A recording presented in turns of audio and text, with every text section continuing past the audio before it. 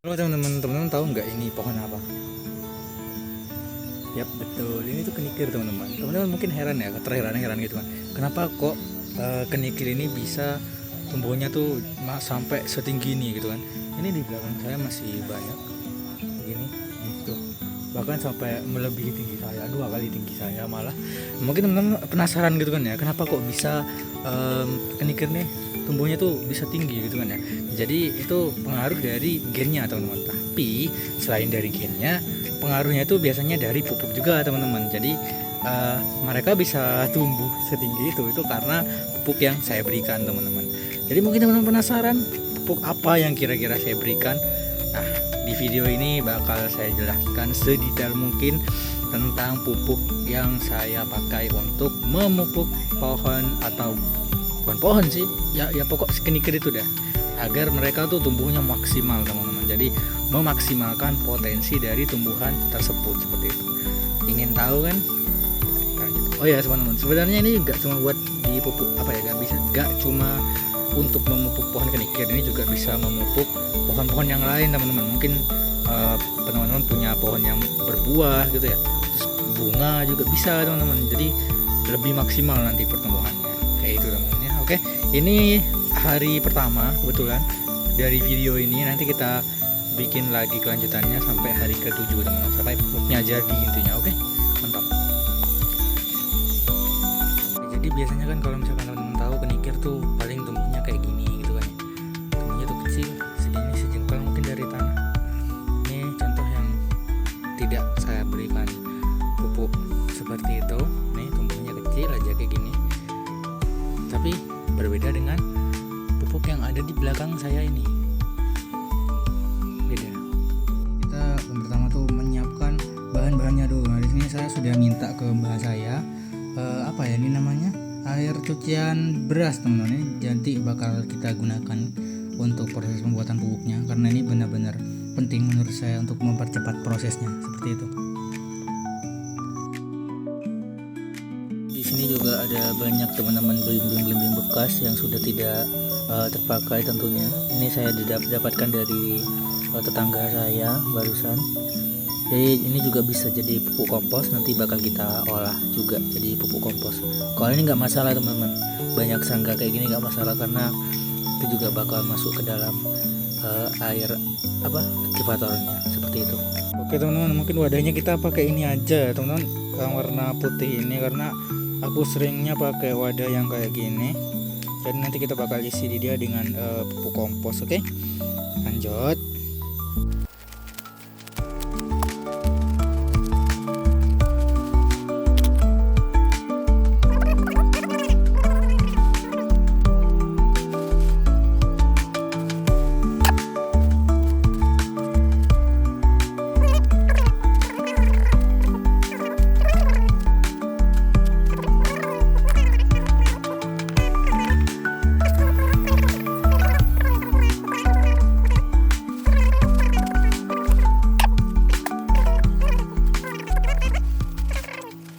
Oh ya teman-teman, ini juga ada bawang ya teman-teman yang sudah aku ini bukan cuma bawang sih, ini bukan bawang ya, apa ya, kulit bawang. Ini kan juga bagus kan buat kesuburan tanah, jadi bakal kita pakai juga habis ini buat apa, buat pupuk dong tentunya, kayak gini ya teman-teman ya. Oke lah ya, oke lah. Assalamualaikum warahmatullahi wabarakatuh. Perkenalkan, nama saya Arya Setiawan Bu, dari dengan NIM 231D10005. Nah, jadi di sini saya ingin melakukan sosialisasi Bu terkait pemanfaatan sampah Bu, sampah dapur ya tentunya. Di sini sudah ada mbah saya yang akan mendengarkan hal yang saya sampaikan setelah ini. Nah, jadi sebelumnya ini saya akan menjelaskan terkait ODS Bu, atau ozone depleting substances atau ODS Bu. Nah, jadi ODS itu kelompok senyawa kimia yang yang berbahaya lah bagi lapisan ozon kita, karena seperti yang sudah kita ketahui, lapisan ozon itu semakin lama atau semakin per tahun itu semakin memudar gitu, karena dampak banyak zat-zat kimia gitu loh yang yang membahayakan lapisan ozon seperti klorin, bromin, dan kombinasi beberapa berbagai macam senyawa atau zat lah yang terpapar sinar matahari biasanya seperti itu. Nah, jadi itu sangat membahayakan kita juga sebagai manusia seperti itu. Kenapa? Karena kalau misalkan lapisan ozon terus terkikis itu dampaknya akan banyak seperti perubahan iklim, terus juga banyak kayak perubahan cuaca yang mendadak seperti itu. Jadi tidak menentu lah, biasanya musim hujan tapi di situ masih panas terus seperti itu. Jadi tidak sesuai waktunya. Biasanya akan dampaknya akan seperti itu. Nah, jadi kemudian di sini kita akan melakukan ini kayak pengolahan limbah dapur, Bu. Jadi di sini sudah ada banyak ya, Bu ya, sampah dapur di sini ada banyak dah pokoknya belimbing. Dan sini juga kebetulan mbah saya sedang ingin memasak, Bu. Jadi di sini beliau atau mbah saya sudah menyiapkan astagfirullah banyak kayak sayuran-sayuran seperti ini. Nah, jadi di sini kan otomatis kan tidak terpakai semuanya, Bu. Ada beberapa bagian yang akan busuk dan juga sepertinya akan dibuang seperti itu. Jadi daripada kita membuangnya itu akan yang pertama tadi itu, Bu, merusak lapisan ozon kita, karena ya itu dah pokoknya. Nah, jadi mending kita manfaatkan untuk menjadi pupuk kompos, Bu.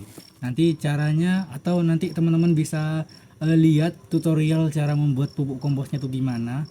Nanti bakal kita jelaskan juga. Oh ya, selain sayuran, di sini kita juga punya ini, teman-teman. Apa ini namanya, Bu? Ya, ini ada kulit bawang, teman-teman, yang sudah kita kumpulkan cukup lama. Jadi ini jumlahnya mungkin lumayan segini. Itu teman bisa melihat sendiri di sini. Nah, segitu. Nah, jadi nanti bakal kita manfaatkan juga sebagai pupuk kompos. Dan di sini kita punya yang namanya activator, teman-teman. Ini dari gak kelihatan, sorry. Intinya ini segini ya, teman-teman ya. Ini namanya aktivator, itu kita dapatkan dari hasil cucian beras, teman-teman. Jadi kita tadi mengambil beberapa sampel atau sedikit lah di sini, secukupnya, teman-teman. Kemudian di sini ada wadahnya juga, teman-teman ya. Ada wadahnya untuk kita membuat pupuk kompos. Untuk tutupnya nanti bakal kita gunakan menggunakan plastik, teman-teman. Nanti bakal kita beri lubang juga agar tidak terlalu tidak termasukkan angin, kata mbah saya. Ya, mbah saya ini memang top.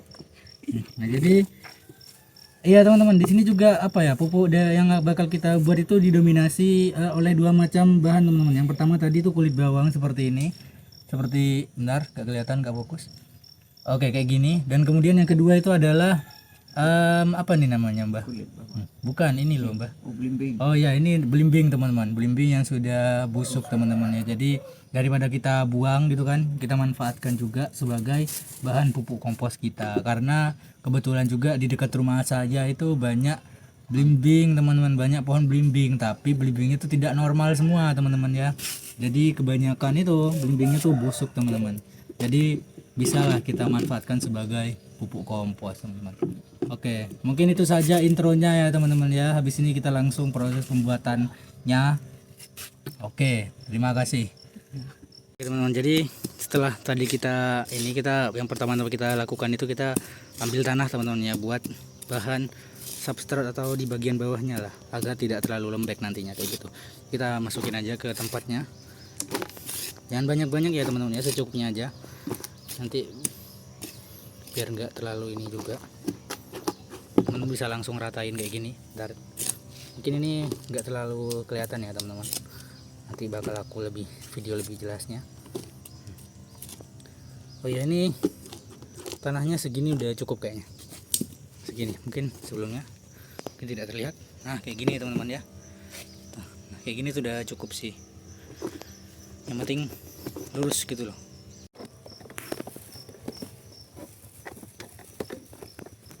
Oke, teman-teman, jadi sekarang lanjut ya, teman-teman, ke proses yang berikutnya, yaitu adalah memasukkan ini namanya, bahan-bahannya seperti itu. Nah, jadi di sini setelah kita tadi berikan tanah di bagian bawahnya, itu kemudian yang kita lakukan itu adalah memasukkan bahan-bahannya, teman-teman ya. Bahan-bahannya adalah seperti ini, mungkin Udah terlihat, bisa langsung kita masukkan. Lakinya. Nah, kayak gini teman-teman ya. Oke, kalau plastik jangan dimasukkan teman-teman, karena plastik tidak bisa terurai. Jadi kita hanya masukkan bahan yang bisa terurai saja, atau bahan yang bisa membusuk saja, kayak gitu. Ini sebenarnya mbah saya ini udah tahu teman-teman, tapi ya udahlah, gak apa-apa lah ya, demi konten dan demi tugas juga gitu kan.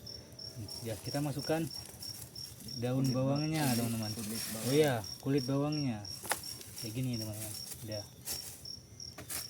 Oh ya, tadi tuh di bagian bawah itu sebenarnya sudah saya hancur-hancurin ya teman-teman ya, untuk apa tuh namanya, belimbingnya udah saya potong kecil-kecil juga biar gampang ketika proses pembusukannya. Sudah saya cacah seperti ini, jadi bentuknya tuh kayak gini teman-teman belimbingnya.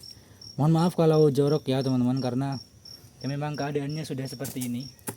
Ini apa adanya, bukan ada apanya. Udah lah ya, kita masukkan saja seperti ini teman-teman. Nah, ketika sudah masuk semua seperti ini, kita sebisa mungkin tuh ratakan teman-teman ya. Kita ratakan seperti ini. Nah, oke. Setelah rata kayak gini gimana? Nah, nanti kita bakal tambahin activator teman-teman seperti ini, atau air cucian beras teman-teman. Nanti kita tinggal masukin seperti ini. Yuk kita masukin saja bersama-sama kayak gitu. Oke, masukkan secara merata ya teman-teman ya. Nah,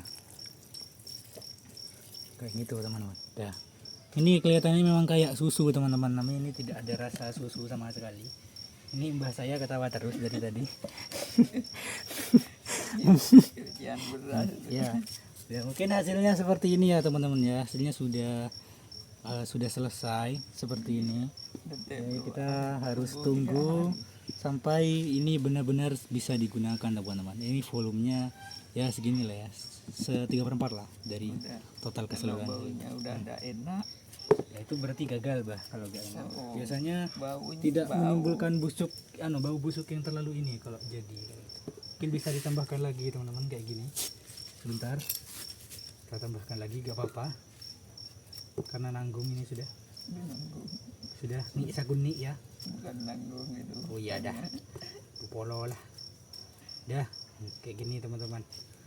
Dah, kita tinggal diamkan beberapa hari ya teman-teman ya. Nanti bakal kita update juga. Teman-teman harus nunggu part 2 nya, nanti bakal kita share juga hasilnya seperti apa. Oke teman-teman, terima kasih. Nanti ini bakal kita tutupi teman-teman ya, biar tidak ada serangga yang masuk lah ke dalamnya.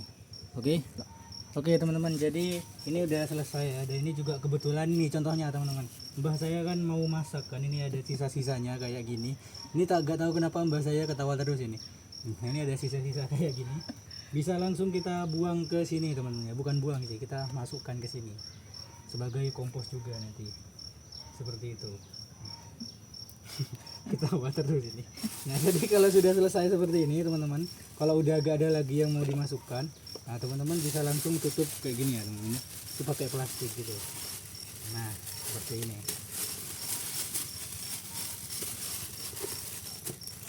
Nah, aduh sore bah, nggak apa-apa dah, yang beda itu ya dah. Yang sobek. Ya dah. Nah seperti ini teman-teman, ini kedap udara ya teman-teman. Gitu. Popon deh. Wah, nanti kita karet ini seperti ini di bagian sini, biar tidak dimasuki serangga yang tidak diinginkan. Ya, kayak gini teman-teman, kita tunggu part selanjutnya. Oke.